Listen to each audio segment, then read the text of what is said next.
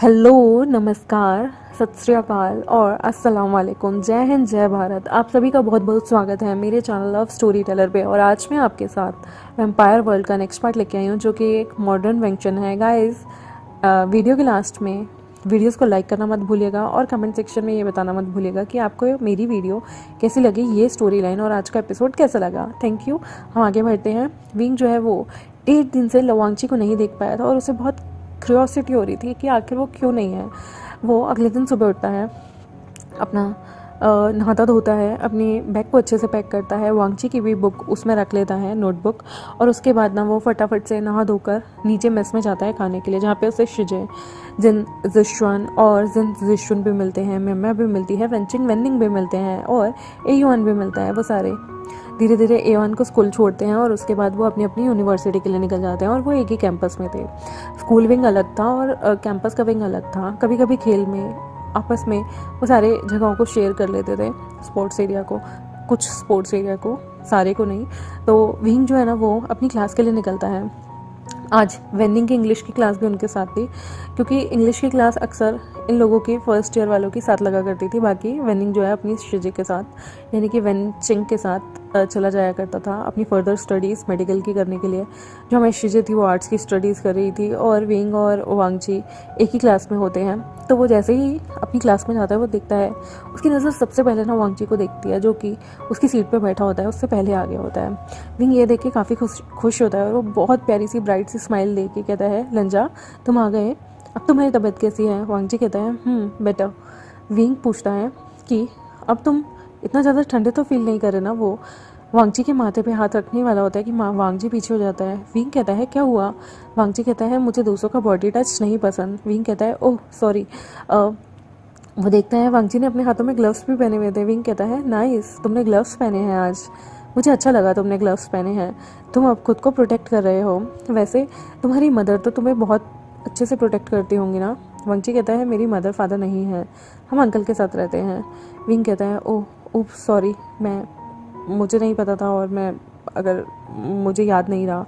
तो वांगची कहता है इट्स ओके, तुम यहाँ नए हो, तुम्हें कैसे पता होगा, बट मैं और ब्रदर अलग अलग घरों में रहते हैं और बचपन से ही ब्रदर जो है वो मोस्टली मेरे अंकल ने ही हमें सब सिखाया है, पढ़ाया है और मेरे अंकल के अंडर ही हम काम करते हैं। ये यूनिवर्सिटी हमारी है, हमारे सेक्ट की है, हमारे क्लैन की है, तो मेरे अंकल ही इसे रन करते हैं। विंग कहता है वाओ वंडरफुल, युनमक में हमारा भी बहुत बड़ा कारोबार है और हम वहाँ पर काफ़ी सारी चीज़ें करते हैं, लेकिन तुम्हारी यूनिवर्सिटी का काफ़ी अच्छा नाम था और इस साल तो इन्होंने काफ़ी अच्छे अच्छे बड़े बड़े लोगों को भी एडमिशन दिया है, तो इसलिए अंकल ने चाहा था कि हम यहाँ पर आएँ। वैसे मुझे तुम्हें जानकर और तुमसे मिलकर अच्छा लगा। लंजा, तुम्हें पता है तुम अपनी नोटबुक भूल गए थे, मेरे पास आ गई थी गलती से, ये देखो मैंने तुम्हारा होमवर्क कर लिया। लंजा कहता है थैंक यू। विंग कहता है मोस्ट वेलकम, अब प्लीज़ बीमार मत होना। और वैसे तुम्हें पता है तुम 2 दिन से नहीं आए ना, लेकिन तुम्हारी खुशबू तुम्हारी नोटबुक में थी और जब भी मैं तुम्हारी नोटबुक को, अपने बैग को खोलता था और तुम्हारी नोटबुक को बाहर निकालता था, मुझे तुम्हारी खुशबू आती थी। लंजा जो है वो पलके झपकाकर विंग को देखता रहता है और कहता है ओके। लेकिन लंजा जो है ना वो अजीब सा फील करता है विंग के इन वर्ड से। विंग जो है वो, उसके जो लिप्स थे वो बहुत रेड हो गए थे और नोज़ भी लाल हो गई थी। लंजा कहता है लगता है तुम्हें ठंड लग रही है, तुम्हें कुछ गर्म पी लेना चाहिए। लंजा उसे एक कंटेनर में हॉट कॉफ़ी ऑफ़र करता है। विंग कहता है हॉट कॉफ़ी, आज तुम कैसे लाए हो, ये तो तुम्हारी होगी ना। लंजा कहता है नहीं, मैं तुम्हारे लिए लेके आया हूँ। विंग उस हॉट कॉफ़ी को पकड़ता है और पीने लगता है और कहता है thank you very much. Wing कहता है तुम कहाँ रहते हो। एक्चुअली अगर तुम यहाँ नहीं आओगे तो मैं सोच रहा था कि मैं तुम्हारे घर आ जाऊँगा कभी, अगर तुम्हारी तबीयत ठीक नहीं हुई। और वैसे भी तुमने अभी बताया कि तुम अपने घर में अकेले रहते हो, तो बीमार होते हुए तुम्हारे लिए बड़ा मुश्किल हो जाता होगा ना। लंजा कहता है नहीं, उसकी कोई ज़रूरत नहीं। विंग कहता है अच्छा मुझे अपना मोबाइल नंबर तो दे दो, मैंने तुम्हारे दोस्त शुयांग और शाओ शिनचेंग से भी मांगा था, उन्होंने नहीं दिया, और तो और तुम्हारे ब्रदर ने भी नहीं दिया, सबने कहा लवांगची से खुद लेना। तो मैं तुमसे ऑफिशियली पूछ रहा हूँ क्या मुझे अपना नंबर दोगे, क्योंकि मुझे बहुत चिंता हो जाती है जब तुम नहीं आते। तो लवांगची कहता है वो अपना नंबर देता है और कहता है वैसे तुम्हें चिंता क्यों होती है। विंग कहता है ऐसे तुम मुझे काफ़ी अच्छे लगे, मतलब तुम मुझसे बात भी करते हो और तुम रिस्पेक्ट भी करते हो और तुम बहुत शांत भी हो, हमारी तरह मटरगस्ती नहीं करते, अपने ब्रदर का बहुत आदर करते हो। और बस मुझे तुम अच्छे लगते हो, तुम्हारा होना और तुम्हारी फ्रेगरेंस तो मुझे बहुत अच्छी लगती है। तो लवांगची जो है वो कहता है ओके। विंग कहता है पर क्या तुम मुझे कभी भी अपना घर नहीं दिखाओगे? वांगची कहता है जब टाइम आएगा मैं तुम्हें ले चलूँगा। विंग कहता है थैंक यू। उसके बाद उनके टीचर आ जाते हैं, वो लोग पढ़ाई करते हैं और फिर से जो लंच होता है ना उसमें विंग उसे बाहर खींच के ले जाता है और जेवजन आते हैं वो लवांगची को अपने साथ खाना खाने के लिए लंच रन के ऑफिस ले जाया करते थे। वहाँ पर खाना खाने के बाद फिर से वो सिर्फ लेके जाते थे वांगची को, क्योंकि वांगची खाना नहीं खाता था और ना ही जेवजन। वो वापस आ जाते थे, वो विंग से एक्सक्यूज़ लेते थे और उसके बाद फिर से वो लोग क्लास की पढ़ाई करते थे। आज क्लास लंच के बाद 4 पीरियड के अलावा सिर्फ 2 पीरियड थे और बाकी के 2 पीरियड वो लोग सोच रहे थे क्यों ना वो कहीं बाहर चलते हैं फिश पकड़ने या कुछ करने।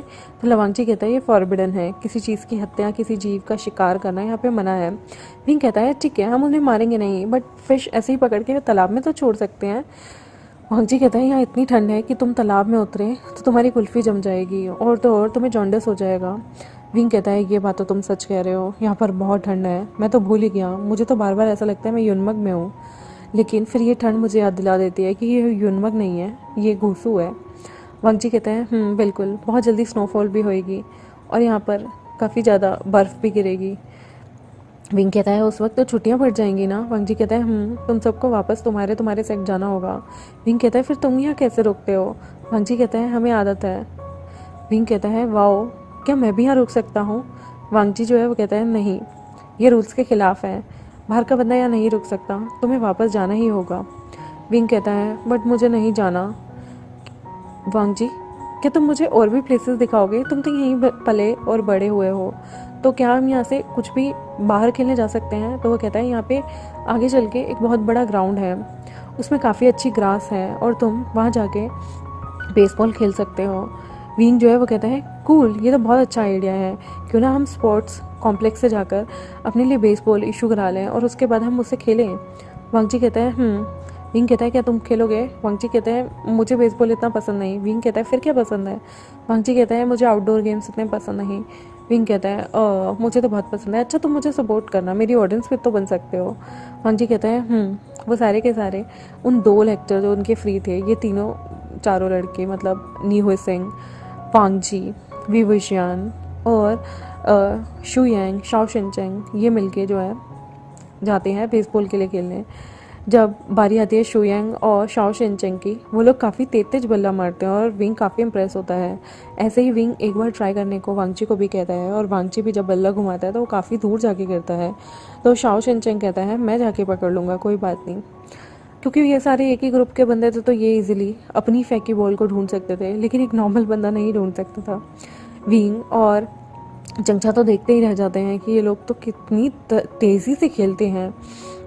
विंग और जंगचा कहते हैं हमें तो लगा था तुम लोगों को कुछ नहीं आता होगा, तुम्हें हम सिखाएंगे, यहाँ तो तुम हमें सिखा रहे हो और दौड़ा रहे हो, कभी यहाँ फेंकते हो बॉल, कभी वहाँ फेंकते हो बॉल, हमें तो बॉल मिलती ही नहीं।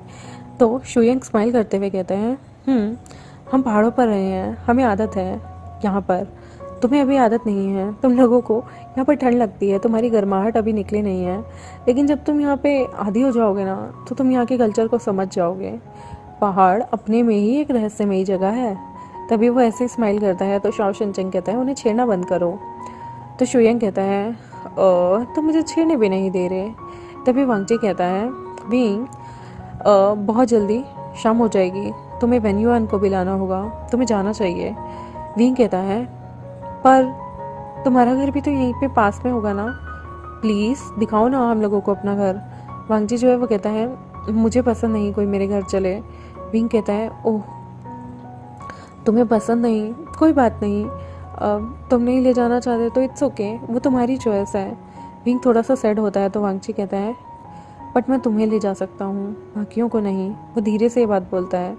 विंग्स फिर से स्माइल करने लगता है बनी टीथ दिखाकर और कहता है सच्ची, क्या तुम मुझे बहुत सारे वैम्पायर की स्टोरी सुनाओगे? मैंने सुना है इन पहाड़ों पर वैम्पायर्स रहते हैं। ये बात सुनते ही वांगची का तो जैसे दिल ही रुक गया था और शू यांग, शाओ शिनचेंग उसे घूर के देखने लगते हैं। विंग उन्हें देखने लगता है और वो सोचता है शायद उसने कुछ गलत तो नहीं बोल दिया। तभी ज़ोर ज़ोर से शू यांग और शाओ शिनचेंग हंसने लगते हैं और कहते हैं क्या कहा तुमने? वैम्पायर। और वो जंगलियों की तरह हंसने लगते हैं। विंग कहता है हाँ, मुझे आते हुए लोगों ने बताया यहाँ खून पीने वाले वैम्पायर रहते हैं। शुयंग जो है वो एक डेविल वाली स्मेल देके कहता है अच्छा, कहीं ऐसा ना हो कोई वैम्पायर विंग को अपने घर ले जाए और फिर विंग का सारा खून पी जाए और उसके बाद वो विंग को मरने के लिए छोड़ दे। क्या पता वो विंग पे हमला कर दे, उसकी नेक को खा जाए। विंग, तुम्हें ना वांगजी के साथ नहीं जाना चाहिए, क्या पता वांगजी भी वैम्पायर हो। वो ज़ोर ज़ोर से हंसते हैं और वांगजी कहता है शुयंग बिहेव। शुयंग चुप हो जाता है और कहता है ओके। और वो लोग कहते हैं चलो हम लोग विदा लेते हैं, मुझे और शाओ शिनचेंग को काफ़ी काम है और हमें शाम से पहले अपने अपने घर पहुंचना है। और मुझे लगता है वांगजी तुम्हें भी चले जाना चाहिए, जेवचुन तुम्हारा इंतज़ार कर रहे होंगे और तुम्हारे अंकल लैन चरन भी। अभी लैन चरन का वी वुजियान से परफेक्टली आमना सामना नहीं हुआ था, तो उस परफेक्ट टाइमिंग की अभी हम सबको इंतज़ार है और इंतज़ार रहेगा। वी वुजियान जो है वो वहाँ से जंगचा और न्यूहेजेंग को लेकर वापस आता है और वो देखता है वेनिंग, वेंचिंग, शिजे, म्यम्या, जिन जिशुन, वो सारे मिलके जो हैं वो अब मेस की तरफ जा रहे थे। वो वेन्युअन को लेते हैं। वो लोग मेस में जाके काफ़ी देर बैठते हैं, अल्लाह गुल्ला करते हैं, अंताक्षरी खेलते हैं एक दूसरे से, बॉटम अप्स में बहुत सारी बातें करते हैं और उसके बाद एक दूसरे से पंगे लेते हैं, एक्टिंग करते हैं, मूवी के नाम गेस करने के लिए करते हैं और बहुत सारा फ़न करते हैं। उसके बाद इहुआन भी विंग की गोदी में बैठे हुए बहुत ज़्यादा तालियां बजा रहा होता है, उसे बहुत मज़ा आता है, बहुत एंटरटेनिंग सा उनका टाइम बीतता है। और उसके बाद वो लोग खाना खाते हैं, अपना डिनर करते हैं और आज डिनर में काफ़ी डिलीशियस सी चीज़ें बनी होती हैं जिसकी वजह से सबके मुंह में ना पानी आ रहा होता है उनकी खुशबू ही सूंघकर, और उन डिशेस को देख के उनके मुंह ना लिटरली वाटरी हो जाते हैं, ऐसे ऐसे मतलब ऐसे टक वाली आवाज़ आती है। और बहुत ही स्पाइसी और टेस्टी फूड बना था और मीठा भी बहुत अच्छा था, मीठे में रस मलाई थी। और विंग जो है ना वो खुश हो जाता है कि रस मलाई है, लेकिन पास में ही गरम गरम जलेबी और रबड़ी होती है। और विंग तो और देख के खुश हो जाता है कि ऐसे ठंडे मौसम में गरम गरम जलेबी के ऊपर गरम गरम रबड़ी डाल के खाना, ओए होए, सोने पे सुहागा। वो अपना खाना खाता है पूरी तरह से और उसके बाद गरम गरम जलेबी के लुफ्त उठाता है। और वो जंगचा के भी मुंह में एक जलेबी ठूस देता है और वो मन में सोचता है काश यहाँ लवांगची होता, वो उसके मुंह में भी जलेबी ठूस देता। लेकिन वो सारे फुल एंजॉय करते हैं और यहाँ हमारा छोटू यानी कि हमारा वेंशुजुई है, वेन्युआन है, वो भी जलेबी के साथ खेल रहा होता है और अपना पूरा मुंह सिर ना उसकी चाशनी में लपेट लेता है। तो विंग कहता है वेन्युआन तुम भी ना बहुत क्लमजी हो। वेन्युआन कहता है तुम भी ना क्लमजी हो। विंग कहता है मुझे रिपीट कर रहे हो। वेन्युआन कहता है तुम मुझे रिपीट कर रहे हो। विंग कहता है ओए तुम कितने ज़्यादा इरिटेटिंग हो।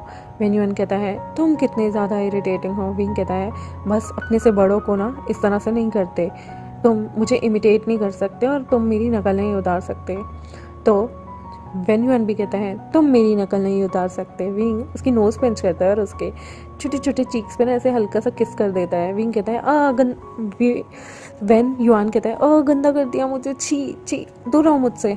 विंग कहता है अब क्या हो गया, और वो उसे ठमी पे इधर उधर गुदगुदी करने लगता है। तभी शिजे कहती है विंग छेड़ो मत वेन्युआन को, वो कितना क्यूट लग रहा है। फिर वो लोग अपने अपने रूम में सोने के लिए चले जाते हैं। आई होप आपको मेरा ये पार्ट अच्छा लगा हो तो मेरे चैनल को सब्सक्राइब, वीडियोस को लाइक और बेल आइकन को प्रेस करना बिल्कुल मत भूलिएगा। कमेंट सेक्शन में ज़रूर बताइए आपको ये स्टोरी कैसी लग रही है। किसी ने कहा स्टोरी स्लो चल रही है। गाइस मैं बड़ी बड़ी स्टोरी लिखती हूँ और मैं ना कहीं से पढ़ के नहीं सुना रही, मैं ऑन द स्पॉट रिसाइट करती हूँ और ऑन द स्पॉट स्टोरी बनाकर आपको बताती हूँ।